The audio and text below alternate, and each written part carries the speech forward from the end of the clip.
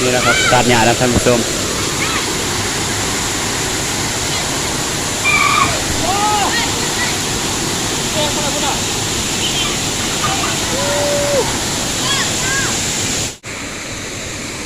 สั้นที่สองนะทุกคนบ่ค่อยม่วนนะแต่สัตว์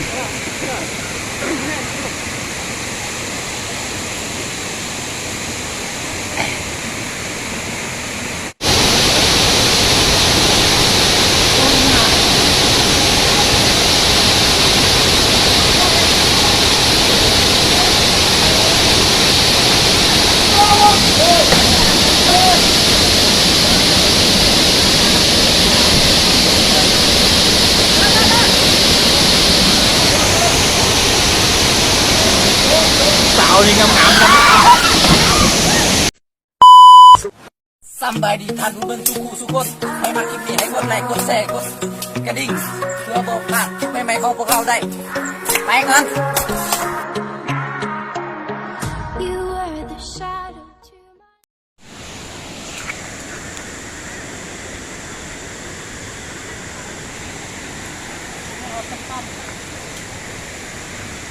สบายดีพ่อแม่พี่น้อง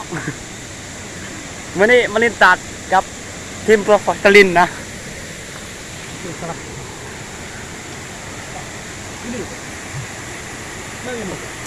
มีแต่ผู้สาวงามมากเลยปลาตัดที่ซ้ำมันบ่ถึงแล้ว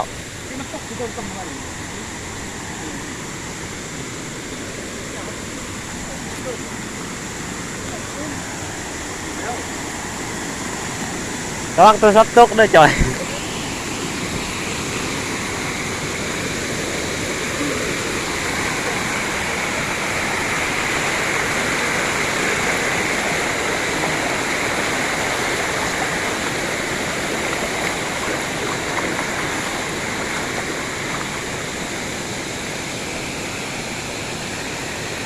มีแต่ผู้สาวงามๆทุกคน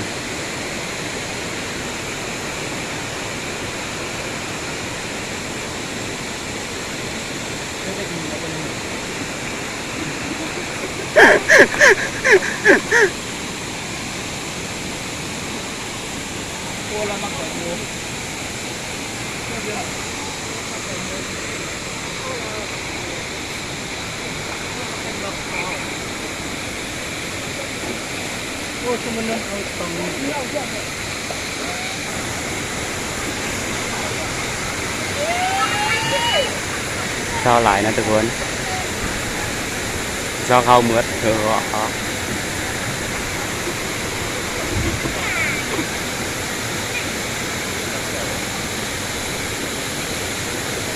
โมเมนต์ผสมตัดนะผสมผู้สาว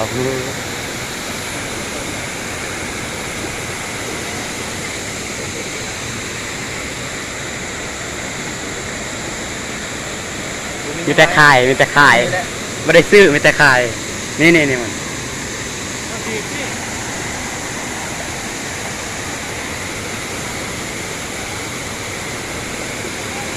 เย็นสบายมากทุกคนอากาศดีตัดหญ้านะพ่อแม่พี่น้องป้องปลาย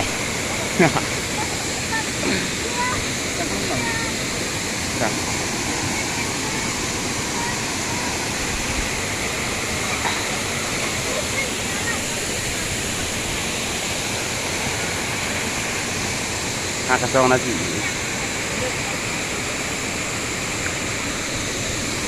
สั้นที่สองนะทุกคน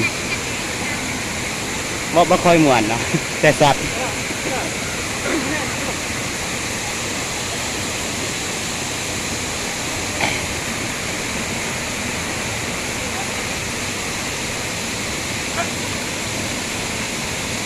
โอ้วัน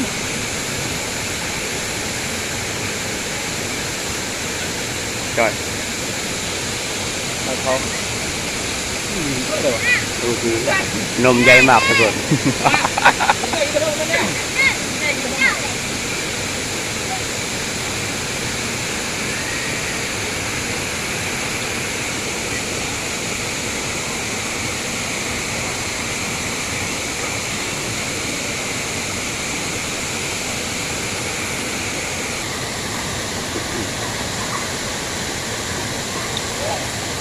เจ๋ง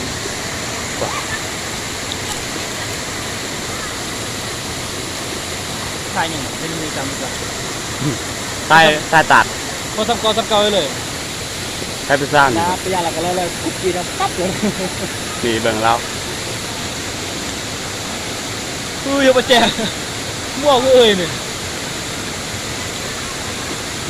มันหน่อย อย่าให้อีตัวนมใหญ่ๆเนี่ยเอายังหรอเอาแชมพู ว่าคอเซมพูวะ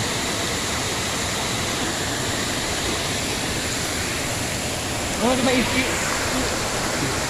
นั่นเนาะดีครับจันดีคือมาเลย อีกจะข้าวจะได้เคยกูฮะมันพูดได้เพื่อนไม่ได้พูดเดียวเลยอยู่ว่า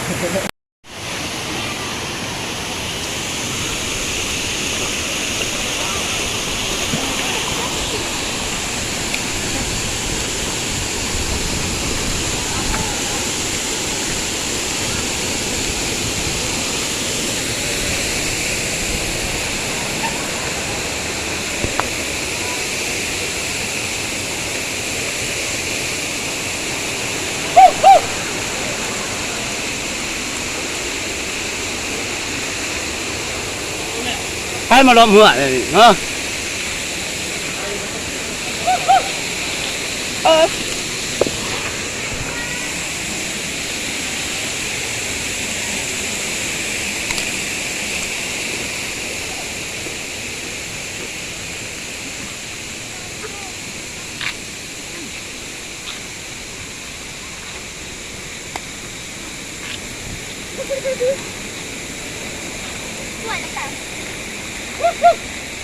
นี่แหละทองยากไม่เดียวอยู่ในช่องตาห้องจะว่าบ้าเหรอกูได้กระตุ้นกูได้กระตุ้นกูได้กระตุ้นกูได้กระตุ้นคนก็มาเป็นบาทเลย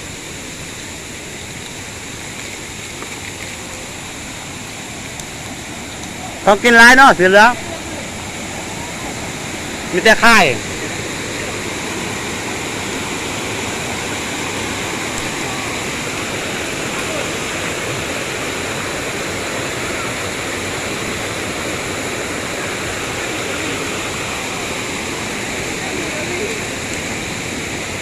รอไปมีแต่พวกรอไปนี่บักโควิดเนี่ยเอ้าแกแล้วหิวขนาด นี่คือแบบจีมาหิวหนังได้น่ะไป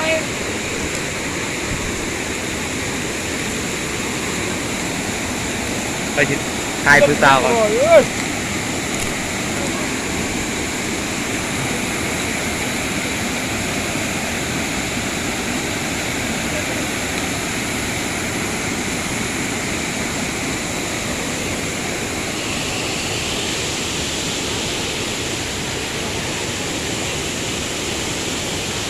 ี่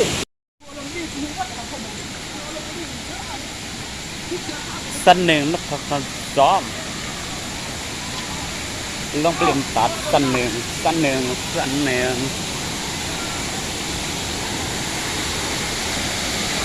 กล้าไหมโดดแต่เทิงนี่น่ะ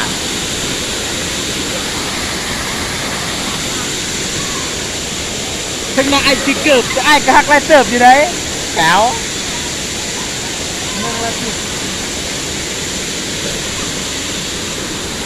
ทั้งไอซิบลอแต่ไอกำลังทอในความหัก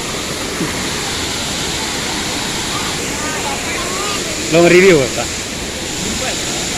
ฮะ ลงมาด้วยลงอ่ะไม่ได้ นี่นะครับการหยาดท่านผู้ชม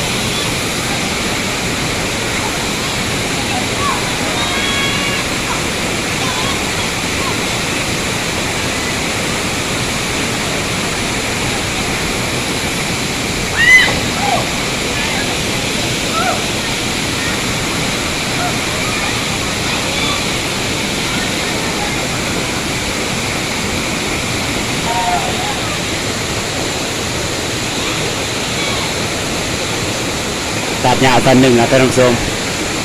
สวยมากๆเลย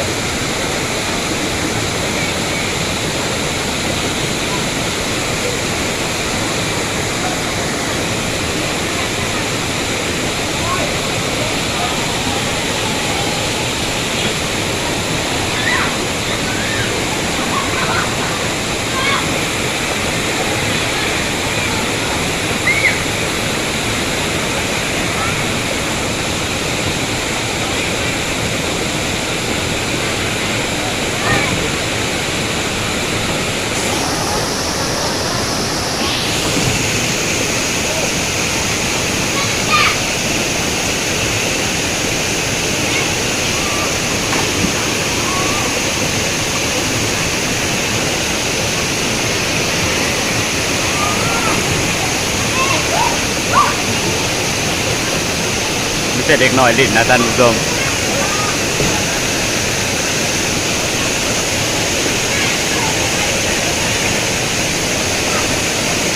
บักหมวกแดงๆอันนี้บักกาเอือดอุนหยาดรถตี้บักม้ามัน รถตี้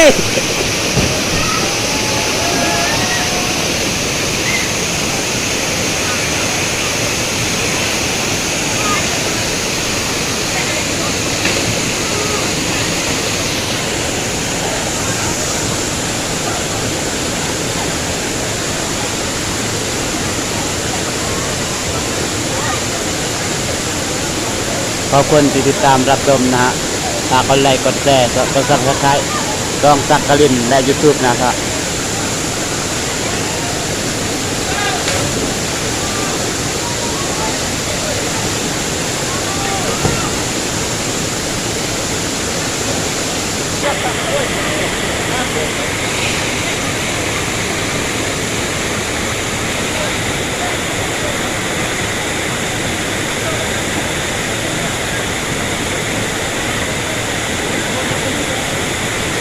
ไว้ทีไว้ที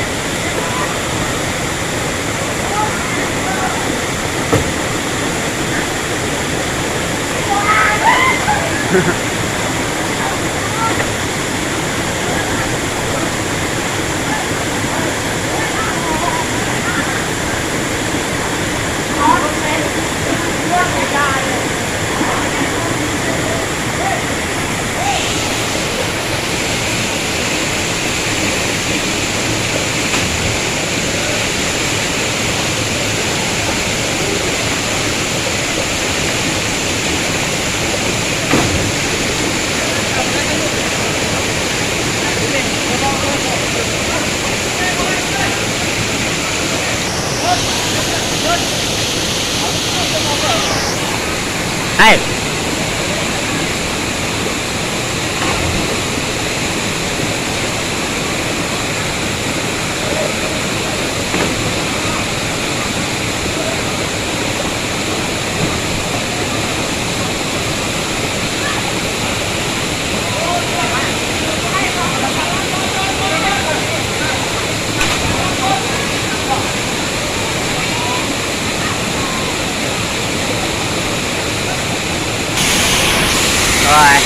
เย็นสบายทุกคน เอาบอกเต็มตัวเตี้ยเลยบโดนจับ เพิ่งหันโดน เป็นไงไอ้เกือบได้ครั้งนั้นเกือบยังไง ทำคมบาดใจ ว้า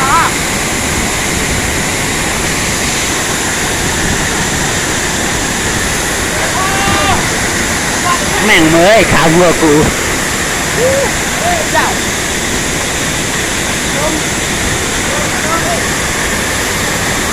ว้าดูมาข่าวเคยมาข่าวมาได้ เกือบหลุดเกือบหลุด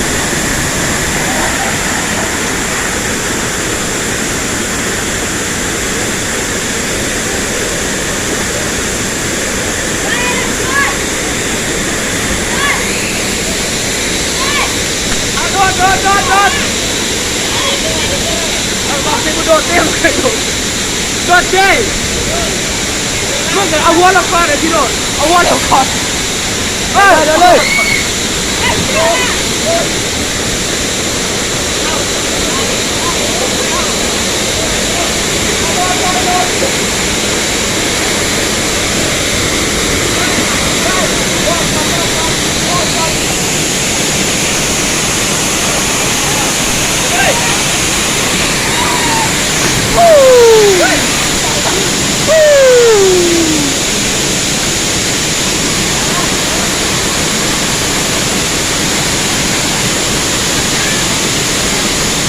ไปเลยไปเลย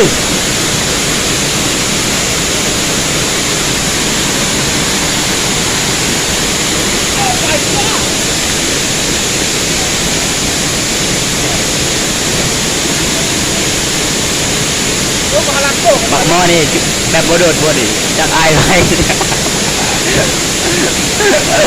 อายผู้หญิง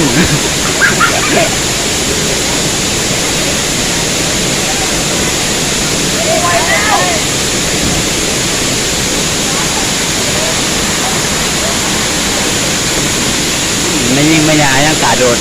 บักหมอนี่บ่กาโดดหมอจะทางกาโดด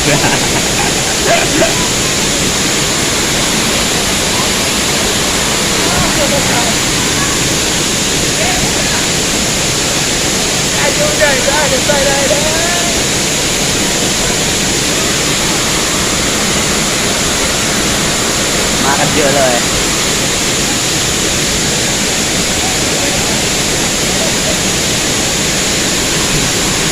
ใช่ไหมท่าน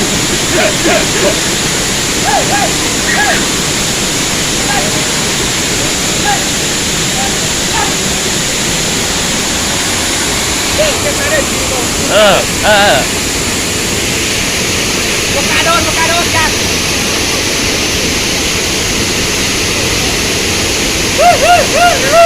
อย่า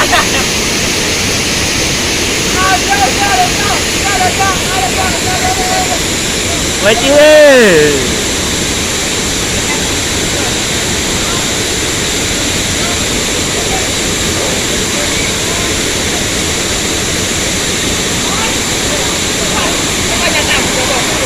เจ้าแลยันนำ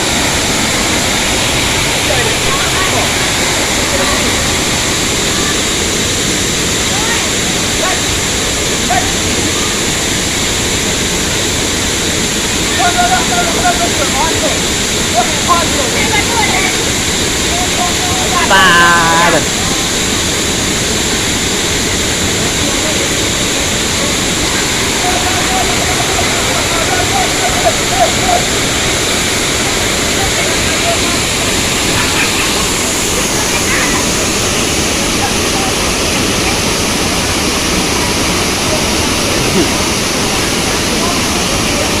หมอเนี่ยทิพย์ใต้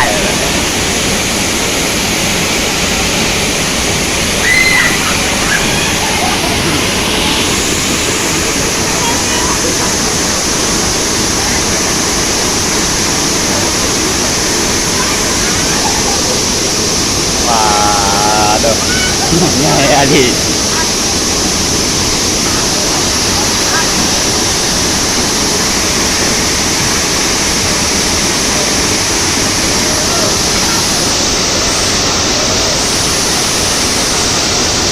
จุกโดน